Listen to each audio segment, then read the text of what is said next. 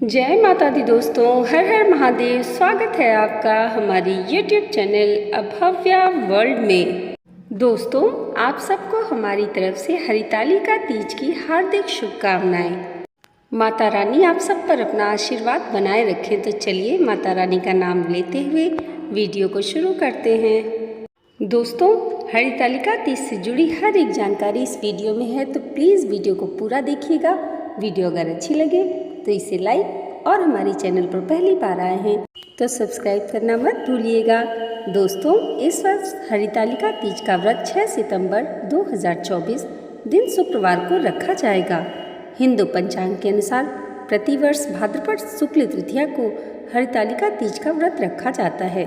धार्मिक शास्त्रों के अनुसार यह व्रत निर्जला होता है। इस दिन प्रत्येक पहर में भगवान शिव का पूजन तथा आरती की जाती है और घी, दही, शक्कर, दूध और शहद मिलाकर पंचामृत बनाया जाता है। महिलाओं द्वारा किए जाने वाला यह व्रत बहुत कठिन होता है और इसमें उन्हें निर्जला रहकर जागरण भी करना होता है। इस दिन सुहागिन महिलाओं को सिंदूर, मेहंदी, बिंदी, चूड़ी, काजल आदि सामग्री सहित सुहाग पिटारा दिया जाता है। यह व्रत सुहागिनें पति की लंबी आयु और कुंवारी लड़कियां अच्छा वर प्राप्त करने के लिए रखती हैं। भाद्रपद शुक्ल तृतीया तिथि का प्रारंभ 5 सितंबर 2024 को दोपहर 12:21 से हो जाएगा और इसका समापन 6 सितंबर 2024 को दोपहर 3:01 पर होगा। इसलिए उदया तिथि को ध्यान में रखते हुए हरितालिका तीज का व्रत 6 सितंबर को रखा जाएगा। दोस्तों, आइए जानते हैं हरितालिका तीज की पूजा हमें किस प्रकार करनी है।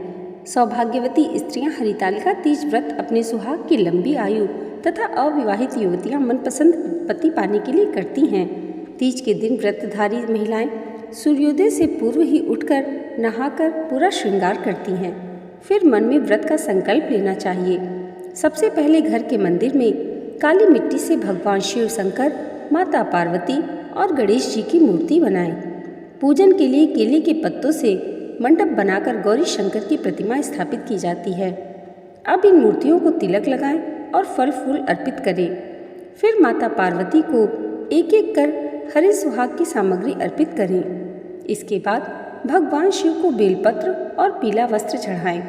रात में भजन कीर्तन करते हुए जागरण कर 3 बार आरती की जाती है और शिव पार्वती विवाह की कथा सुनी जाती है।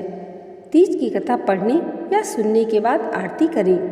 इस व्रत में शयन निषेध है, अतः रात्रि में भजन कीर्तन करते हुए रात्रि जागरण करना चाहिए। अगले दिन पुनः सुबह प्रातःकाल स्नान आदि के पश्चात श्रद्धा भक्ति पूर्वक माता पार्वती को सिंदूर अर्पित कर भोग चढ़ाएं। फिर किसी सुपात्र सुहागिन स्त्री को श्रृंगार की सामग्री, वस्त्र, खाद्य सामग्री, फल, मिष्ठान तथा यथाशक्ति आभूषण का दान करना चाहिए। यदि रेत के शिवलिंग बनाए हैं तो उनका जलाशय में विसर्जन किया जाता है। फिर खीरा खाकर इस व्रत को पूर्ण किया जाता है। प्रसाद ग्रहण करने के बाद व्रत का पारण करें। दोस्तों, अब आइए जानते हैं पूजा के लिए हमें किन किन सामग्री की आवश्यकता होगी। गीली काली मिट्टी या बालू, बेलपत्र, शमी पत्र, केले का पत्ता, धतूरे का फल एवं फूल, आक का फूल, तुलसी, मंजरी, जनेऊ, नाड़ा, वस्त्र, सभी प्रकार के फल एवं पुष्प, पत्ते, श्रीफल, कलश, अबीर, चंदन, घी, तेल, कपूर, कुमकुम, दीपक, फुलहरा, विशेष प्रकार की 16 पत्तियाँ और 2 सुहाग पिटारा। दोस्तों, यह तो है पूजा की सामग्री। इसके पहले भी मैंने पूजा की सामग्री और पूजा विधि के बारे में विस्तार से वीडियो बना रखी है।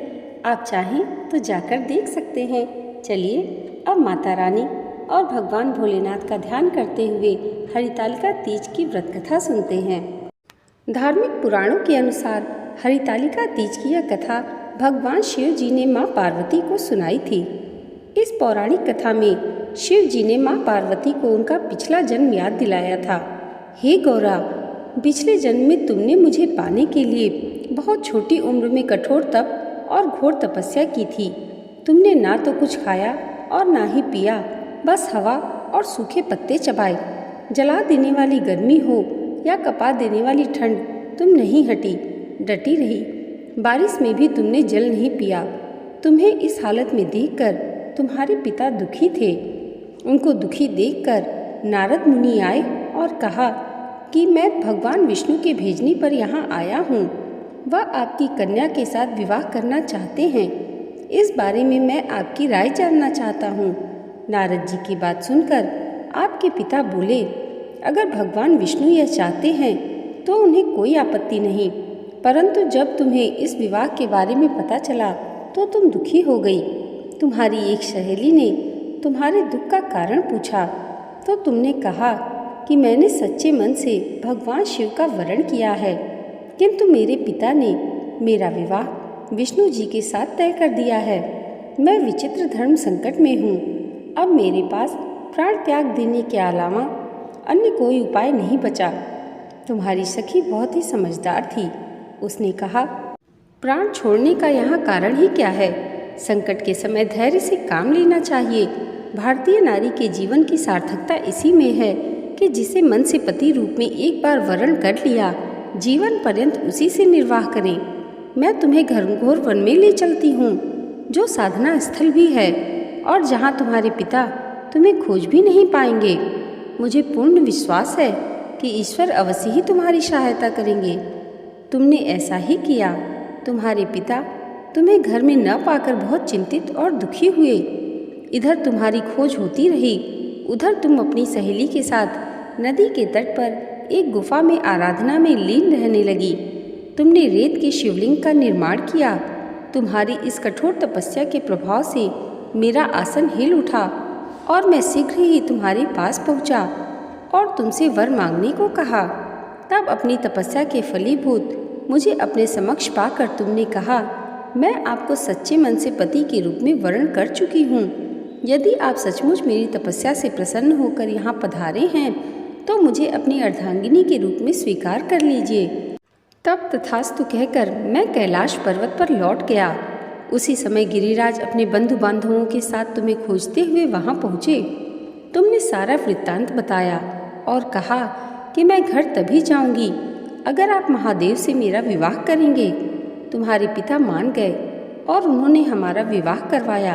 अतः इस पूरे प्रकरण में तुम्हारी सखी ने तुम्हारा हरण किया था, इसलिए इस व्रत का नाम हरतालिका व्रत हो गया। हे पार्वती, इस व्रत का महत्व यह है कि मैं इस व्रत को पूर्ण निष्ठा से करने वाली प्रत्येक स्त्री को मनोवांछित फल देता हूँ। इस व्रत को करने वाली महिलाएं माता पार्वती के समान ही सुखपूर्वक पति रमण करके शिवलोक को जाती हैं। ऐसी इस व्रत से जुड़ी हुई मान्यता भी है। तो दोस्तों, यह है हरतालिका तीज व्रत से जुड़ी संपूर्ण जानकारी और व्रत कथा। आज की ये वीडियो अगर आपको अच्छी लगी हो तो कमेंट बॉक्स में हर हर महादेव और जय माता पार्वती ज़रूर लिखिएगा और इसे लाइक और हमारे चैनल पर पहली बार आए हैं तो सब्सक्राइब करना मत भूलिएगा। भगवान भोलेनाथ और माता पार्वती की कृपा आप सबके जीवन पर सदैव ऐसे ही बनी रहे, इसी मंगल कामना के साथ मिलते हैं अगले वीडियो में। तब तक के लिए जय माता दी, हर हर महादेव।